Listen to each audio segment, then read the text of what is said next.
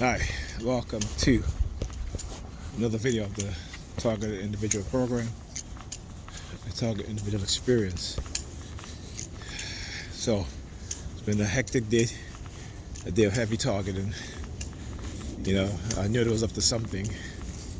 Again, using tricks and deception, right? But, of course, I know what it is that they're doing, so it doesn't have the effect that they want.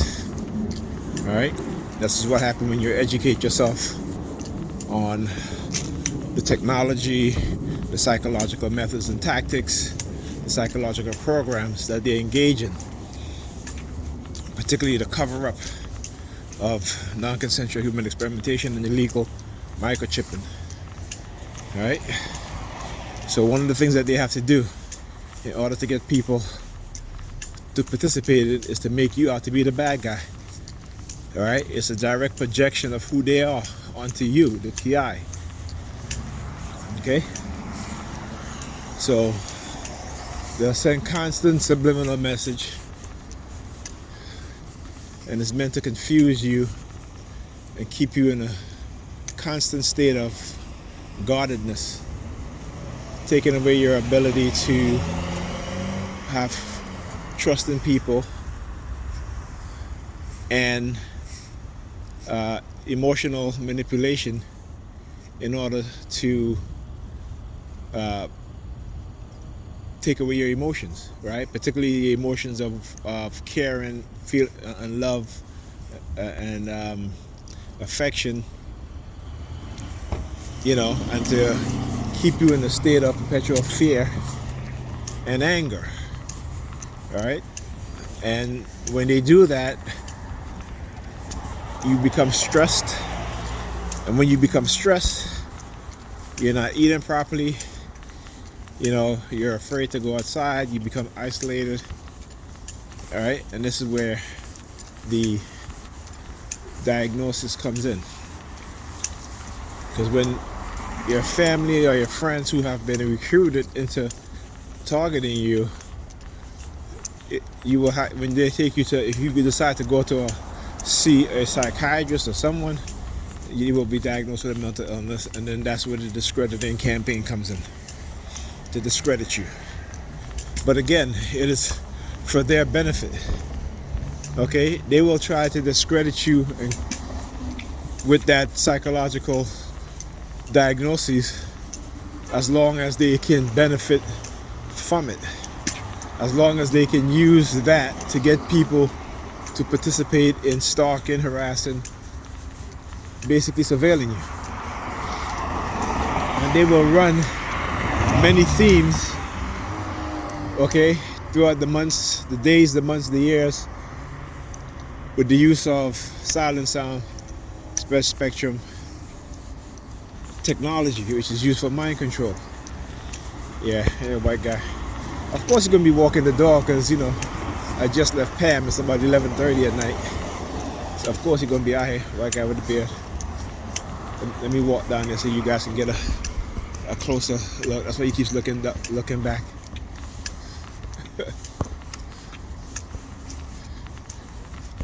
Either with a shoe. Oh man, I never saw clothes on those dogs before, on dogs like that before. Hey man. Okay.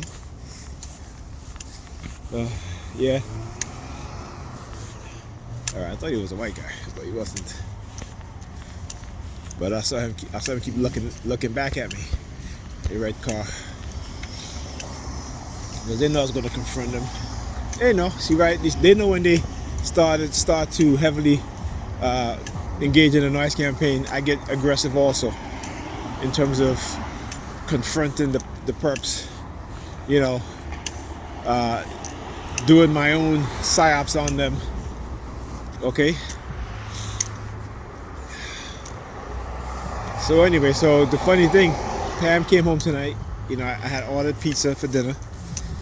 I was supposed to go out, but my back was killing me. And she wanted me to go pick up the kids. I said no. I took the kids to Boys and Girls. I didn't eat anything all day because I got up this morning, got the kids ready for school, and you guys heard the argument me and her was having. this morning.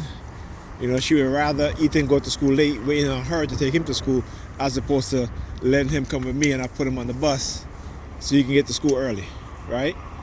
And whenever I've done it twice, and I've always asked the bus drivers to make sure he gets off at the stop, and I'm always on the phone with him. But all of a sudden now, it doesn't, you know, all of a sudden now she's not driving to work, so she's taking the train or the bus to work, and you know, I'm just like, gosh, she gets to work pretty fast, so she must have somebody picking her up and dropping her off, because to take him to school, she said he got to school at 8:10, and trust me, it doesn't take 20 minutes for her to get to work. All right, so this is the reason why she wants to take him. Doesn't matter if he's late for school or not. You know, one thing with people who are narcissistic, malignant personality types is that they will always try to impress others. Okay, and it's because when you don't know them, they feel comfortable. When you get to know them and who they are, and you see how they are, then that's when they'll ghost you. See, when you unmask a narcissist, they will they will come at you with a vengeance, but not understanding that they're hurting themselves more than they're hurting you. This is what they don't understand, right? Is that fuel of revenge, that and vindictiveness that is in their personality that they act out on. Okay? And if you are a good person, right? And they know you're a good person, they will take every advantage and every opportunity that they could. So of course she came up to there again. She ate the pizza, and then you know, she went into her room straight to bed. So I went into her room, and all of a sudden now she's hiding her hands underneath the pillow. Why? Because they want me to stay. Okay? Because I didn't upload the video I was going to post, because the coward cops, they drove off before I can record them. But they were right here in the police car. I was coming out from the barbershop. I took Ethan to the barbershop. And then I went to pick up my daughter. And as I'm walking back, they turned on their lights, right? And they drove off. So by the time I took my phone out my pocket, and of course, you know, lately I've been having a lot of issue in terms of getting into the camera app on my phone. But it's they're doing this on purpose, okay? Because what they're doing now is hit and run. That's what I call hit and run, where it's just a few seconds, okay? But because they mess with my phone, hack into my phone and prevent me from accessing the camera app quickly to record them, they're already gone. They done turn on their lights, drove by, and then they turn their lights off. Okay? So anyways, like I said, so with, you know, Pam, she basically avoided me and having any conversation with me tonight. Okay? You know, today she called me. She was like, "Oh, they're supposed to do a right hot calf in the morning." Okay, but then, you know, she called me again, and it was like, okay, the right hot calf is scheduled for like 2 o'clock or have you. That never happened. So it wasn't until like after 3. You know, and she was in the bed, and I went to her, and I was like, and she smelled like smoke. I said, "Have you been smoking? Because you smell like smoke." You know. And again, knowing her personality, she gets around people who are smokers, she's going to smoke. She gets around people who are drinkers, she's going to drink. You know, the one thing I can say about me, and I've always been this way, is that I've always had an independent mind. Okay, when I get around people who are drinking and I wasn't drinking, I'm good. You know, you ask me if I want to drink, I'll tell you no. Don't ask me again, because I'll tell you. I already told you I'm good. Don't ask me again, you know. But when people have a certain mentality where other people are very impressionable on them, and I always say this, you know, it's a shame that, you know, for older people to be, what's the word I'm looking for, to look to younger people okay, and try to emulate younger people, it's a shame because it's supposed to be. It has always been the other way around. But in our community, not us as TIs, but in the black community, this is what's happening, and particularly it's happening a lot with black women. Okay, because they have been conditioned into 40-year-olds and 50-year-olds with 25-year-old mindsets. All right, because they're competing with younger women for younger men. Okay, why is that? Because they don't want to deal with a man their age. Why? Because they don't like to be told what to do. They don't like to be corrected. They don't like, even though they have no problems with telling you what to do, and they have no problem with correcting you. Okay? And with younger men, as with older men and younger women, what do? They buy them things. Buy them clothes, for companionship. Because they're having a good time, like I said. And these women in their 40s racking up body counts like they're in their 20-something, like they're teenagers, right? Like no hold bar, right? Racking up bodies. And when I say bodies, I mean sexual partners in their 40s and 50s. Now you're supposed to grow out of that, as young people. A lot of us, because of certain cultures and people who are around, we used to do that when we're in our young teens. How many chicks you bag, right? But now women, like I said, particularly black women, are beginning to act like black men back in those days. But you see, us as black men, we've learned. We understand that it was our programming, that it was a program. It was our programming, okay? And they use that to manipulate us. So then they can go say to the world, look at these black people, look at these young black men, and such and such.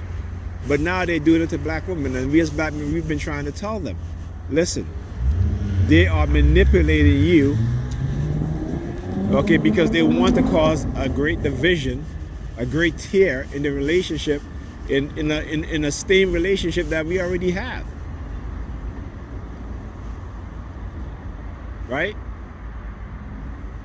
And I was watching a video of a guy who was talking about he met this nurse, white guy, met this nurse, and basically most of the doctors and male nurses, had slept with her, and she was married. But a lot of nurses are like that. I have a cousin who, back in the 90s, when he was injured in the hospital, he slept with a nurse, And so, there's countless stories of that. And this will happen also because a lot of these nurses, male nurses, female nurses, they have access to drugs in the hospital. And so they get high and shit like that. They have their, Anyway. But this is why in the nursing field, majority of nurses are single, whether they're men or women, because they're too busy sleeping with each other. Okay, and that's a fact. They're too busy sleeping with each other. That's why they're single. That's why, particularly the kissing disease like mono is so prevalent within the nursing field, within the medical field, especially between nurses.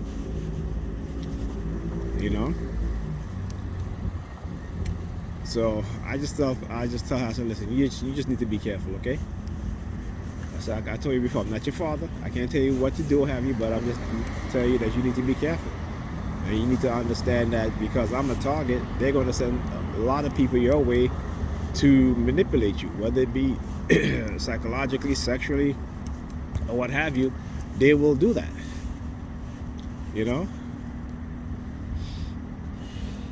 And she kind of at this point reminds me of my brother, who's also a TI, and how his personality developed under this program. And I have to say, because he's always dating young women, and I have to tell him, I said, listen, because he's always like, well, they're trying to tell me that I'm not going to be with anybody to have you. So his mindset, he's going to be with, he's going to try to be with a lot of people because they say that, they're going to isolate him and prevent him from being with women. And I said, well, look, what you're doing and what they've created within your personality now is someone who is just going to be engaging in,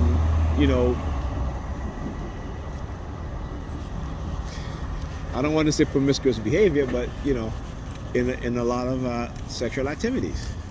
And I said, particularly when you're only dating young women, I said, you run the risk of getting STDs.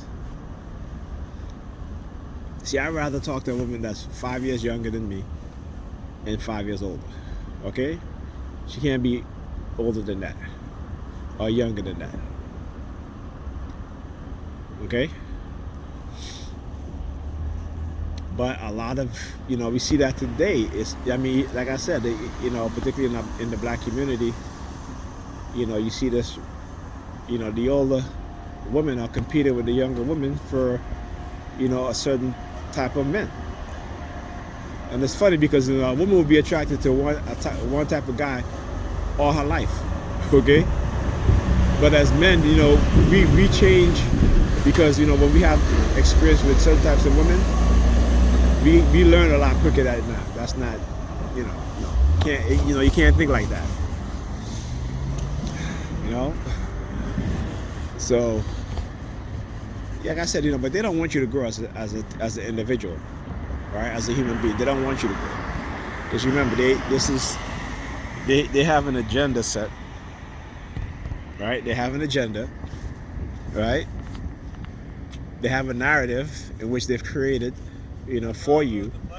And so when you don't subscribe to their narrative, then they try other things. Okay? I remember too, a lot of stuff is recycled. So all you gotta do is pay attention and, understand certain things, and so that way when they come back and start doing the same shit, you'll be ready for it. Okay? So yeah. Alright, I gotta check and see when this bus is coming because it is cold out here. Alright, I will speak to you guys on the next video. Oh shoot, did I just forget my mask? See, I'm out here, I forgot my mask. I have, again, I'm tired. Every time they target me, I had no monitoring. I always forget, but it's a good thing I keep extra mask in my bag. Today I went out today and I went outside with no mask, right? I went outside with no mask. Let me see if I can. Should have it. There we go. See, and I've been talking. Didn't even realize. This is the second time today. When I had to go to Target. I went to Target again. I forgot my mask. Look at this dude across the street. Look, he's just standing there. Look at him. You go to the post office, mailing something. Okay, buddy. You looking at it mighty long. I see you folding it up in your hand, shuffling it like it's a deck of cards. You know what I'm saying? All right, I gotta put my mask on. Okay. I've been talking, so like I said, I forgot I didn't have a mask on. Like I said, it's the second time today. When I went to Target earlier, and they knew I was going to Target. That's why they set up this whole, street theater. Because as TIs, we have no privacy, right? And so you gotta understand that. But that doesn't mean that you should walk around in fear, okay? Because there's nothing you can do. They're going to invade your privacy anyway. They're going to listen to your phone conversations. This is how they stay a step ahead of you when you're trying to expose them and you're also trying to seek help. All right? This is what they do. So if you say you're going to go to some, like you say you're going to go to the to the ACLU, you know, the next day, they already know.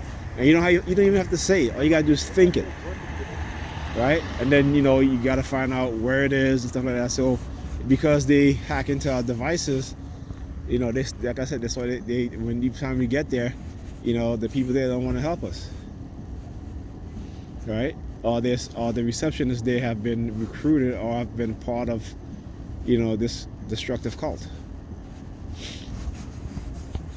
So yeah. Anyway, I forgot. So I was saying about the police vehicle that was here. You know, I said they start flashing their lights again because, you know, like, well, again, sending subliminal threats about if I go home and this and that. And, you know, the reason why, you know, because, again, whatever is happening with Pam, her job, or wherever the hell she's going or have such, when she come home, she's tired, doesn't take care of the kids, right? Just leave them be, and she goes into her bed and sleep. And then on top of that, she gets up late. When I'm not there, you know, at least Alyssa gets to school on time because I take Alyssa to school. But Ethan, she takes Ethan to school, and he's always late when she takes him. You know, but he's not as late because when she's driving, because of the traffic, you know, he ended up missing his first class. Same with Alyssa. I remember a couple weeks ago, Alyssa was like, "Dad, you know what time I got to school?" I was like, "No, what time?" She was like, 9 o'clock.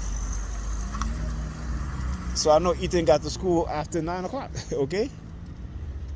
And his school starts at 8:05. So, you know, they're gonna do, as again, they use her to target me. So of course, you know, they're gonna try to threaten me so I can stay because, you know, when I'm there, you know, it's for her, it's for the kids' benefit and for her benefit also. Even though she tried to act as if it's not for her benefit, I say it's for your benefit. When I do laundry, I don't just do the kids' clothes. I do your clothes too. When I clean, I don't just clean for the kids. I clean for you too, right? I said when you throw your shit all over the floor, I gotta pick it up. And you know I have a bad back. So, you know, they like to tell themselves because they feel that they're, what does it say, wise? Or they love to do this shit. Oh, thank you. You know, I was gonna stop. Switch the camera around. So whenever they're targeting me and I go home, right? WSE 2446, Virginia plate. So the reason why I know that's why is because, you know, the potato chips, right? The potato chips. Look, you walking back and forth. Look, you walking back. Look. Whenever they target me, and a lot of times I'm going home, they'll leave the Wise bag of potato chips, empty bag of potato chips, at the bus stop, right? And they haven't done it in a while, you know. But I think, you know, they didn't want to make it so obvious, so that's why they used the car there. But I have to go home tonight because